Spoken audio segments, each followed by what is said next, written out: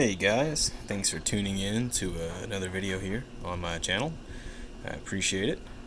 Today I kind of wanted to do an in-depth look at my Arsenal SLR-106FR. You see it's stripped here for the most part. It's not stripped down all the way, just got the bolt and carrier and dust cover and recoil spring out of it. But I kind of wanted to talk about why the SLR-106FR is not really an AK-74 and why it's not even really an AK-101, though it is chambered in 5.56. So first and foremost, what makes the SLR-106FR not truly an AK-74, though it's similar to one, is the bolt. So the bolt here, the stem of the bolt, it's a thick stem bolt, and it's also a spring-loaded firing pin. So this firing pin is not free floating, and the spring in there is very stiff. It is very stiff spring, which in my opinion is not a bad thing.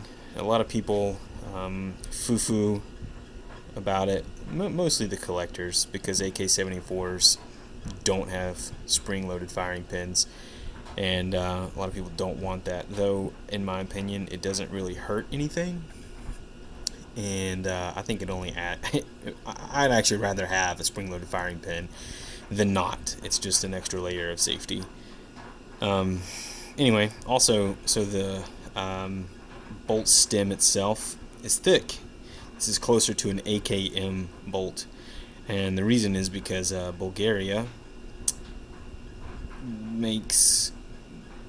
they prefer like type 2, type 3, no sorry, not type 2, type 3 AKs. If you look at what they make and sell, it's mostly milled receiver 7.62x39 AKs. They do sell a lot of 5.56 AKs. They're SAM, well, we call it a SAM 5 in the United States, but I believe it's an AR M1 that is the 5.56 export model for Arsenal. Anyway, not to get too far off in the weeds, this bolt has about 1,000 rounds, about 1,200 rounds on it, and as you can see, it's aging, it's wearing exactly. There's a shot of the back of the locking lugs there. It's wearing exactly like you would want an AK bolt to wear. Overall, it looks good. There's no sharp corners on the locking lugs themselves. There's no metal rolled over. That's just a glare. There's no rolled metal. There's no burrs. Nothing like that. That would give alarm, and that's what you'd expect from an Arsenal product, frankly. So the bolt is the biggest thing that makes the SLR-106FR not an AK-74 and not an AK-101. Another thing is the carrier itself. Now, if you'll notice, the carrier is numbered here on this side of it, the opposite side of the charging handle, and that is inconsistent with how AK-74 bolt carriers are numbered. Plus, the biggest thing is the lack of lightning cuts. Excuse my nasty nails. The lack of lightning cuts here. Normally on an AK-74, this would all be milled off up to about right here. This would be milled, to lighten up the carrier. But it's, that's closer to like a Yugo. The Yugo is just, or like an AKM bolt. They just leave all the metal, these ears right here, they just leave all that material on there. And this is the carrier tail. After about 1,000 rounds, get a side profile shot. Really not a lot of wear. This rifle's had an ALG trigger in it for most of its life. Now, I've profiled that ALG trigger, so it's not as harsh on the carrier tail as it could be. In my opinion, the wear on a carrier tail, let's see if I can get that to focus. There we go. The wear on a carrier tail is not important unless it begins to cause issues in cycling.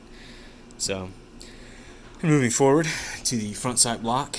The front sight block is also something else about the SLR-106FR that makes it not an AK-74. That's not an AK-74 front sight block. That's not.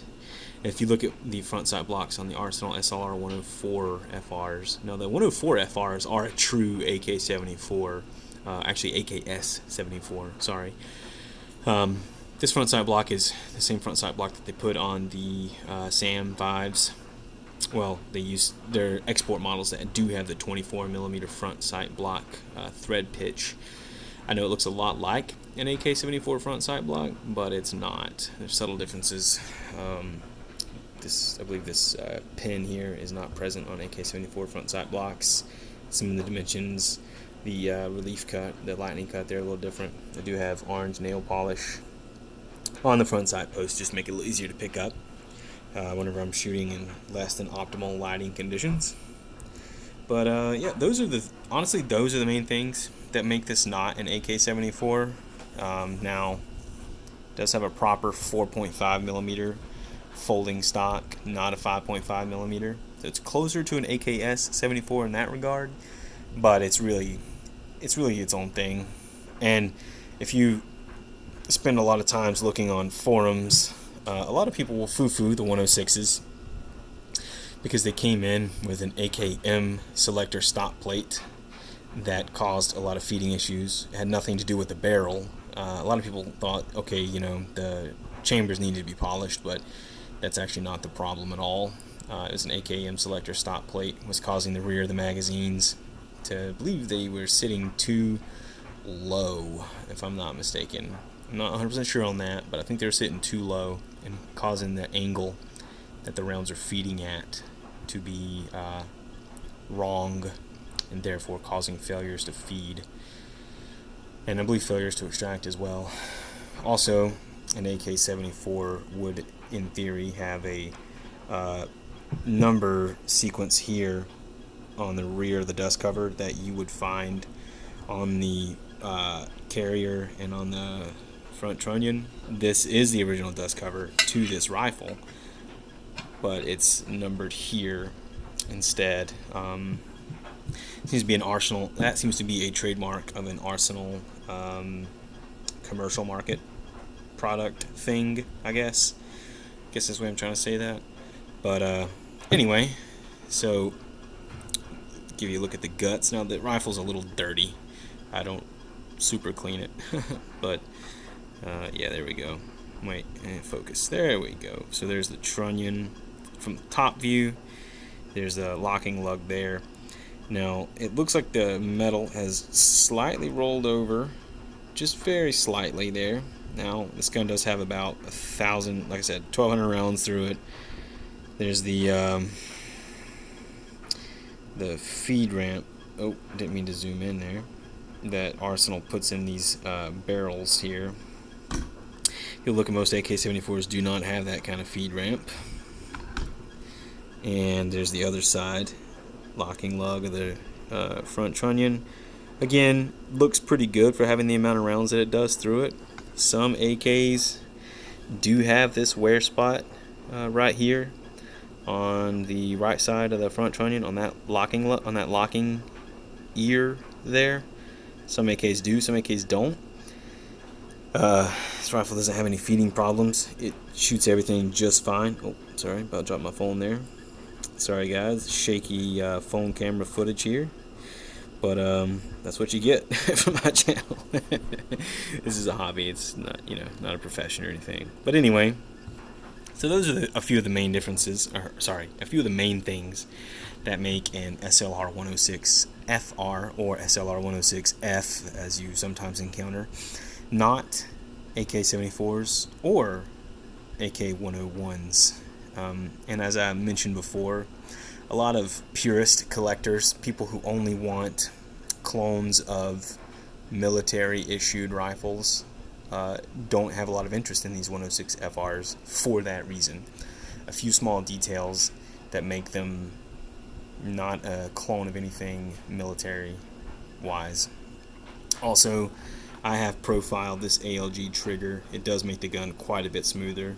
You can see my retainer plate in there, and did have to reshape the selector stop plate, or sorry, the selector, no, disconnect. Sorry, getting tongue-tied, guys.